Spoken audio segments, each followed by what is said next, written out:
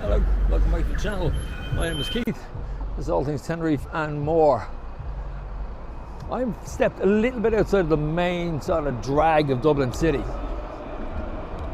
I'm down near an area called Stoneybatter, which is just up this street.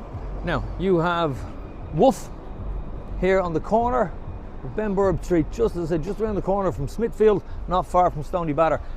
Cracking little restaurant. If you're staying down this end of the city, and there are hotels down here, so you're not in the middle of nowhere.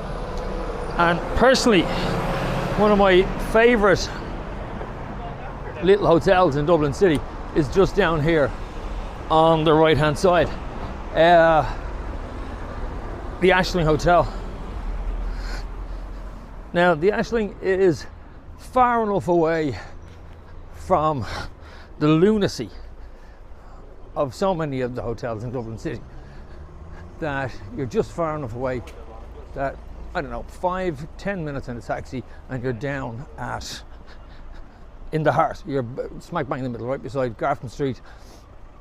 Or if you don't mind walking a bit, it's actually easily walking distance to the centre, because there's so many things you can have a little look at on your way down to sort of break the journey up.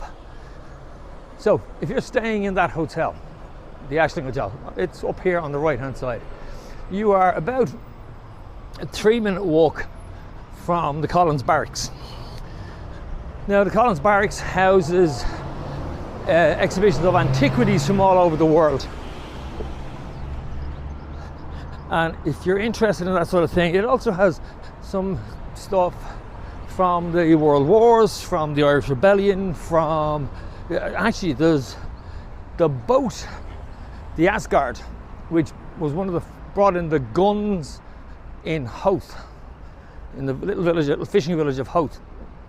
They brought in the guns on this boat, and they have the actual boat that brought the guns in at the beginning of the 1916 Rising. They have it restored in the Collins Barracks. So if you're interested in Irish history and antiquities from all over the world, it's definitely well worth a visit. It's free, as all museums and art galleries in Ireland are. You just walk in, there's no charge, have a little look around. You can make a donation on your way out, which I always advise, because it's a fantastic thing to have. That's it there. National Museum of Ireland, Collins Barracks. And as you can see, quite a large building, and all of that houses, and in fact the boat is on the left hand side. It's a huge area. Now, if you're staying in the Ashling Hotel, the other thing that you're literally stone's throw away from is Guinness's. People don't realise how big Guinness's is. This is the front.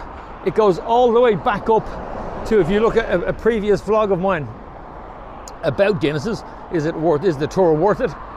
It goes from here all the way up to that. Now, all of these are full of Guinness. It's a sobering thought.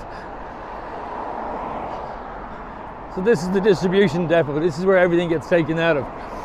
You'll have all the trucks coming in and out of here, bringing in, obviously, the barley and whatever the secret ingredients of brewing Guinness are, and then the raw materials come out from the gate up there, just up above on the right hand side. So yeah, as I said, you can see Guinness is absolutely huge. They were more than just a brewery, in fairness. The Guinness family were very good to Ireland, were very good to Dublin people, not just the Irish people. If you worked for Guinness's, it was one of the only companies back in the day that had healthcare for its employees, for its workers. I mean, that was unheard of in most countries. Sorry, a bit of camera went a bit squiffy there, trying to fix my jacket. It got too warm for the jacket. But yeah, they had a healthcare system which it was, as I said, unheard of. Part of your wages, you got a supply of Guinness to bring home. You were allowed drink, I think it was 2 pints a day if you worked in Guinness as part of your lunch. And I know I got an uncle who worked there. I had an uncle who worked there all his life. And yeah, you could have a couple of pints as part of your job.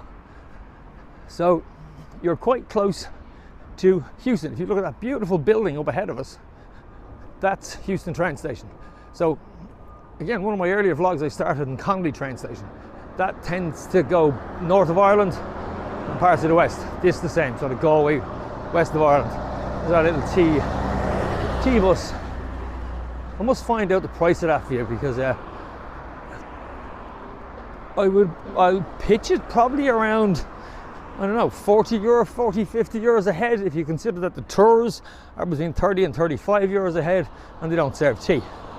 So I'll pitch it at around 40, 45, but I will find out and have a little look. I might even do it one day as a vlog. So yeah, Heuston train station over there, it's absolutely beautiful. And it's not far from our next destination. So, in an earlier vlog, I was talking about how Dubliners and Irish people generally put slang names onto things. We do it all the time with most of the iconic things that we have, statues, buildings, whatever. And this is one of them. This was actually donated by the Smurfit family. Smurfit family was a paper industry. They're a big.